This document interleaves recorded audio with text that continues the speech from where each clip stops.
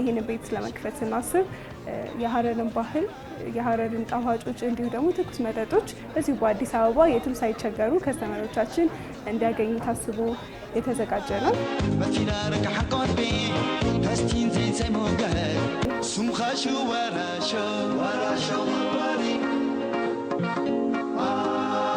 እዚህ ጋር ደግሞ የምትመለከቱት የቡና ሴሪሞኒያችን ነው። የቡና ሴሪሞኒ እንግዲህ ረከቦቱ አንስቶ የሀረርን ባህል ለማንጸባረቅ ታስቦ የተሰራ ነው። የሀረር ግንብ ከፊት ለፊት ዲስፕሌይ ተደርጎ ይታያል።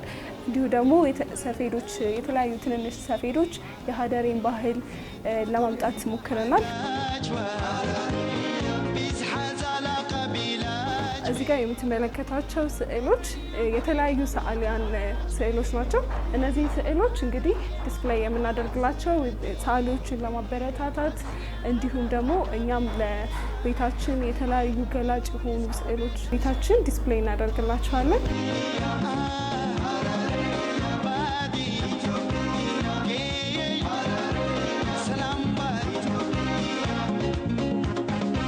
መጽሐፎች እንግዲህ ከስተመሮቻችን ጥሩ ቆይታ እንዲኖራቸው ታስቦ የተዘጋጀ ነው። የተለያዩ የሀረር ጣፋጮች እንዲሁም ደግሞ ባህላዊ መጠጦች ይገኛሉ። እዚህ ጋር የሚታየው ቁጢ ነው። ቁጢ ከቡና ቅጠል ነው የሚዘጋጀው። ይሄኛው ደግሞ ሆጃ ነው፣ ከቡና ገለባ እንዲሁም ደግሞ ከወተት ነው የሚዘጋጀው። እዚህ ጋር ደግሞ ሙሸበክ አለ። ሙሸበክ በሀረርና ድሬዳዋ የተለመደ ጣፋጭ ነው። ሌሎችም እዚህ ጋር የሚታዩ ሌሎችም ጣፋጮች አሉ። ባቅላባም አለ፣ ሀለዋም አለ። አሁን ደግሞ የምናሳያችሁ የሀረር ምግቦችን ነው። ጎበዝ ሼፍ አለችን፣ ስሟ ጸጋ ይባላል። እንግዲህ ከእሷ ጋር ጥሩ ቆይታ እናደርጋለን። ወደ ኪችን እንግባ። ተረፍኪ ባዲሲሳ አፈኪን ፋሽ ቤባሳ ታጭሜት ዲደቂሳ ተሱሪ ማመሳ መሳ ተረፍኪ ባዲሲሳ። መጀመሪያ የምናዘጋጀው ስፔሻል ፈጢራችን ነው። ስፔሻል ፈጢራችን እንግዲህ የሚዘጋጀው ሊጣችን እዚህ ጋር ተቦክቶ ቁጭ ብሏል። ስኳርና ጨው ከውስጥ ተደርጎ አንድ ላይ ይቦካል። እዚህ ጋር ደግሞ ማር አለ።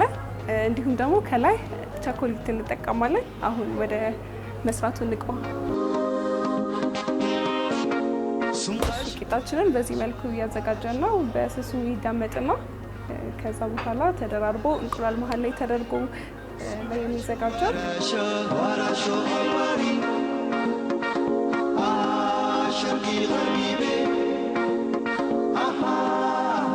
ኦቭናችን ላይ ስለሞቀ ዘይት እያደረግን ነው።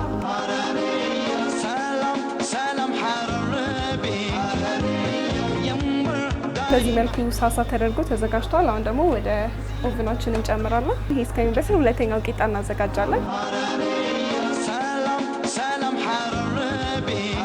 ስፔሻል ስለሆነ እንቁላል እንጠቀማለን። እንቁላላችን በዚህ መልኩ ተዘጋጅቷል። አሁን ደግሞ እንበጠብጠዋለን። ከለሩ ቆንጆ እንዲሆን ፉድ ከለር ትንሽ ጠብ እናደርጋለን። አንደኛው ቂጣችን ደርሷል። ያዘነውን እንቁላል እንቀባለን። ውስጥ ላይ እንጨምርና ከዛ እናጣብቀዋለን። ከደረሰው ቂጣችን ጋር አንድ ላይ እናጣብቀውና ከዛ በኋላ ትንሽ እንጠብቅና ተስሎ ይወጣልናል።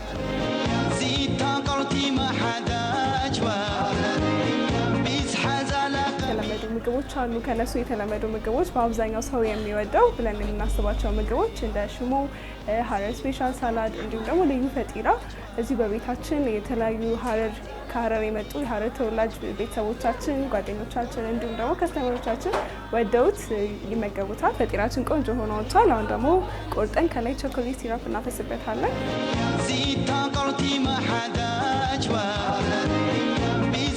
ፈጢራችን በቆንጆ ሁኔታ ወጥቶልናል። እዚህ ጋር ከቾኮሌት ሲራፕ ከላይ አድርገንበታል። ሌላ ደግሞ ከማር ጋር ነው የሚበላው። ያው ፈጢራ እንደሚታወቀው ማር ጋር አብረን እናቀርባለን ማለት ነው።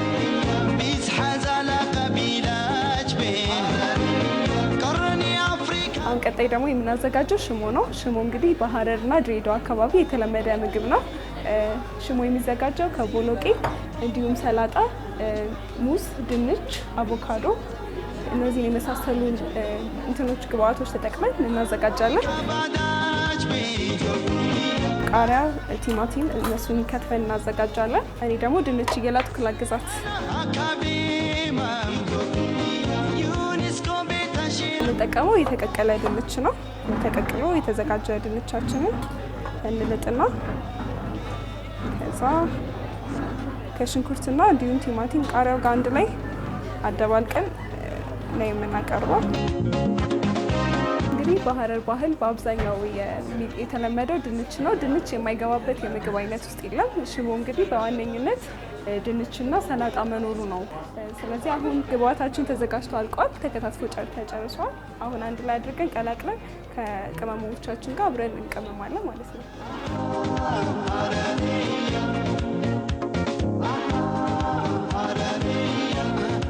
እዚህ ጋር እንግዲህ ቦሎቄ ነው። ቦሎቄ ሽሞ ላይ የማይቀር ምግብ ነው። በብዛት ሀረር አካባቢ ለምግብ ለሰላጣ ላይ እንጠቀመዋለን። እዚህ ጋር እንደምታዩት መፈጨት አለበት። ካልተፈጨ ብዙም የሰላጣው ላይ ጣዕሙ አያመጣውም። ለከስተመሮቻችንም እንሰጣለን። ያው እነሱም ሲመጡ እንደዚህ ፈጭተው ነው የሚበሉት። ቦሎቄያችን በዚህ መልኩ ደቆልናል። አሁን ቦሎቄያችንን ጨምረን ድሬሲንግ፣ የተለያዩ ቅመሞች የተዘጋጁ አሉ። እሱንም አንድ ላይ አድርገን እናቀርባለን ማለት ነው። በዚህ አድርገን ነው የምናቀርበው። ፒንች ቁንዶ በርበሬ እናደርጋለን።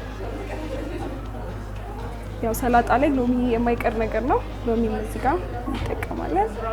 በዚህ መልኩ ለከስተመሮቻችን ይቀርባል ማለት ነው። መልካም ረፋድ ይሁንላችሁ። ሰላም ነው።